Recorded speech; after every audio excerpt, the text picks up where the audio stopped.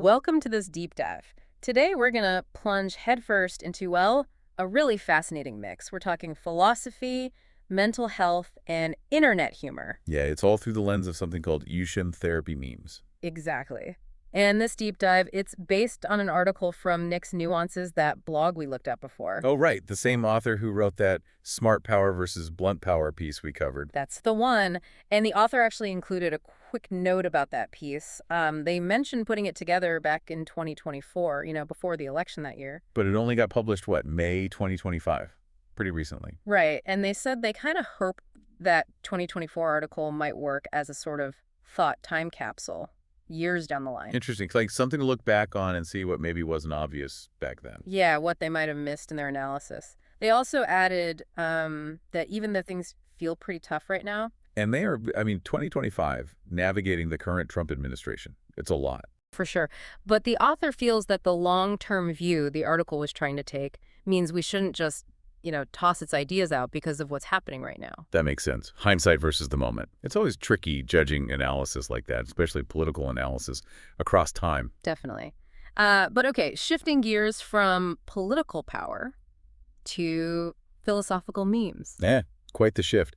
So today we're digging into this specific article, the one on Žižekian therapy memes. Right. And our mission really is to unpack how just two specific internet memes, both featuring the philosopher Slavoj Žižek, how they're used in the article to explore some pretty complex ideas. We're talking therapy, our own contradictions, ideology, that kind of stuff. Okay, sounds good. Let's get into it. Where do we start? Let's start with the first one. The article calls it productive contradictions. Okay, so the image described is Žižek, kind of looking contemplative, like deep in thought, furrowed brow. Yeah, that classic thoughtful pose.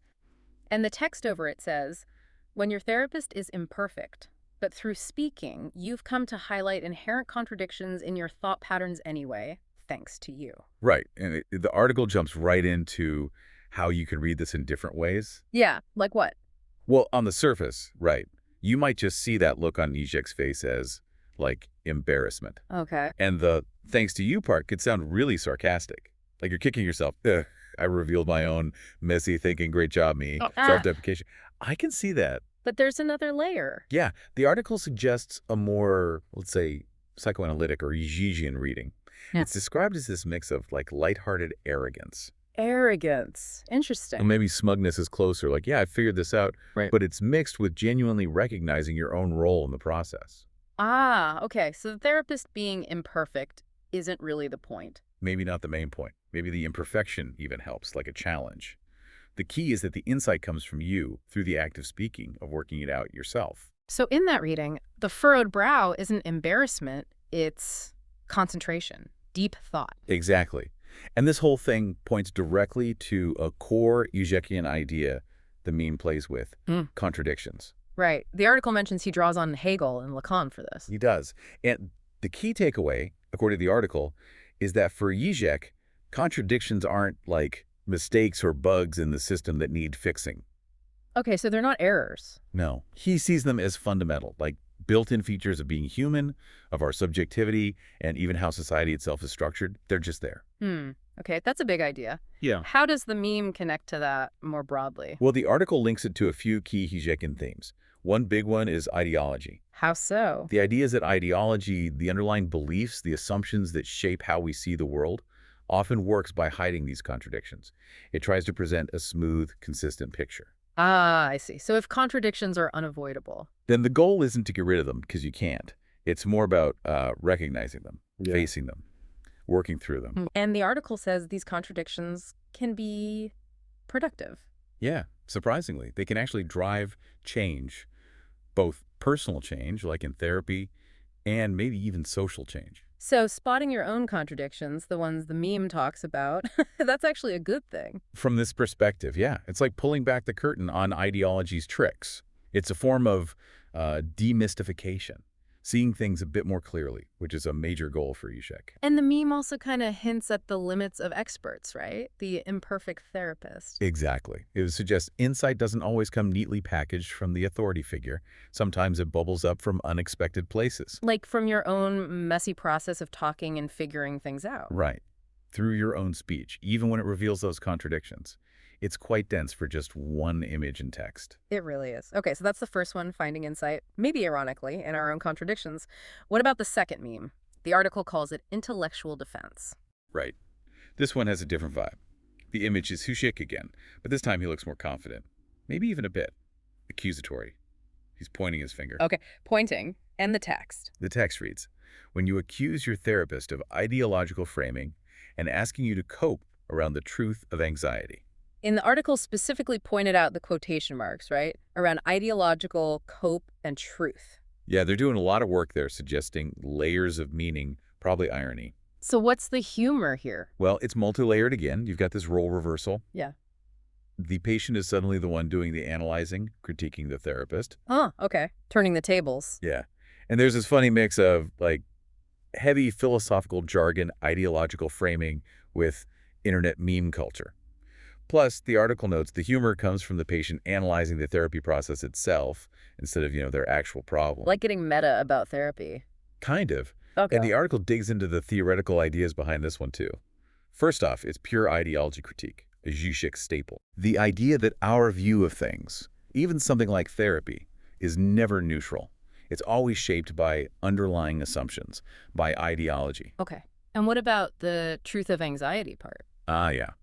The article links this to something Žižek actually said, I think in The Pervert's Guide to Cinema. Oh, yeah. What was that? That anxiety is basically the only emotion that doesn't deceive you. Doesn't deceive you? How so? Well, the interpretation in the article suggests that unlike, say, happiness or sadness, which might be based on illusions or misunderstandings, anxiety, it points to something real, something fundamentally unsettling about our existence or our situation that we can't just wish away. It has a kind of truth value. Interesting. So the meme is playing with that idea and also critiquing therapy. It seems so. It pushes back against the idea that therapy should just help you cope with anxiety, especially if that means ignoring potential social or political roots of that anxiety. It's resisting the depoliticizing aspect. Suggesting the therapist's framework might itself be ideological by asking you just to adapt? Exactly. Asking you to cope within the existing system, rather than questioning the system that might be causing the anxiety. And this ties into Lacanian ideas, too, which influence Žižek heavily. How does Lacan fit in? In that tradition, the analyst isn't just supposed to make you feel better or help you adjust. Sometimes their job is to confront you with something difficult, the truth of your desire, as they put it, which isn't just about conscious wants. So the meme is kind of mimicking that confrontation, but aimed at the therapist. Sort of, yeah. And visually, that pointing finger really emphasizes the accusing tone in the text. But the article mentioned his expression isn't just confident.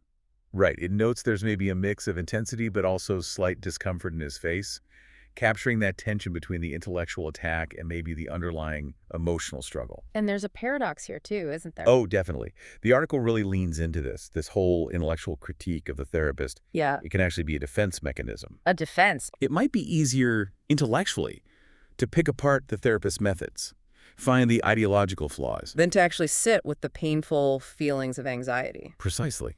You get caught up in analyzing the analysis. Analysis paralysis, the article calls it. So you're so busy being smart about therapy that you avoid actually doing the hard emotional work in therapy. Exactly. The attempt to outsmart the process reveals a kind of resistance.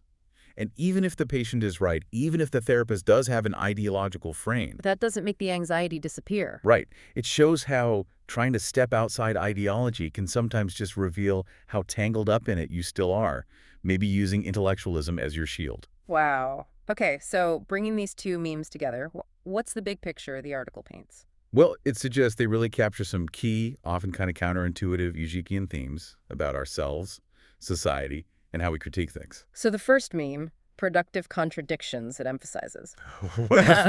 Our own agents. Yeah, partly. The power within you to find truth, even with imperfect guides.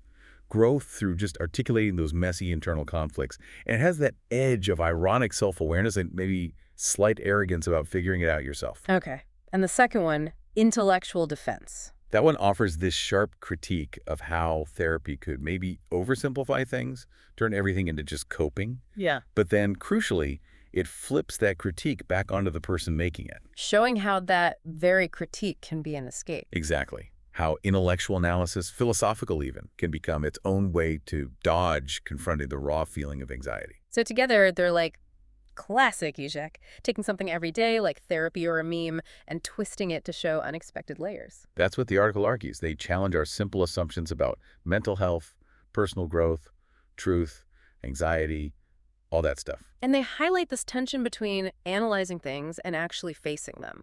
Right. Intellectual analysis is powerful. It helps us see contradictions, spot ideology, but it can also become a roadblock if it stops us from engaging with our own, emotional reality. And the article mentioned the humor, too, like Zizek himself using jokes or unexpected things to make serious points. Yeah, it's a reminder that insight doesn't always have to be solemn and serious. It can pop up in weird places, our own screw-ups, our anxieties, even our attempts to critique the whole self-help thing. So these memes aren't just quick jokes, they're like invitations. That's a good way to put it. Invitations to look critically at how you think, the framework shaping your thoughts, and to maybe accept that self-understanding is, well, complicated, messy, often ironic. It is a lot to take in, definitely. But using the memes makes it surprisingly accessible, sticky. I think so. So yeah, we kind of unpacked how just a couple of internet images featuring Zizek can open up these big conversations about contradictions, ideology, therapy, anxiety. It's definitely a unique angle on the whole challenge of knowing ourselves and dealing with the world. Okay, so maybe something for you, the listener, to think about as you go from here. Yeah. Consider that irony we talked about, using these really complex philosophical ideas to pick apart something as personal as therapy or anxiety. Does thinking about it that way for you actually help you get closer to what the article called the truth of your anxiety? Or could it sometimes be its own form of intellectual shield, a way to keep the discomfort at arm's length? That's one thought. Or maybe think about this. What unexpected things in your own life, maybe a weird habit, a recurring dream, an internal conflict that doesn't quite add up, might actually hold some surprising insights? Yeah, what contradictions or anxieties might be lurking there, just waiting for you to notice them? Definitely something to mull over.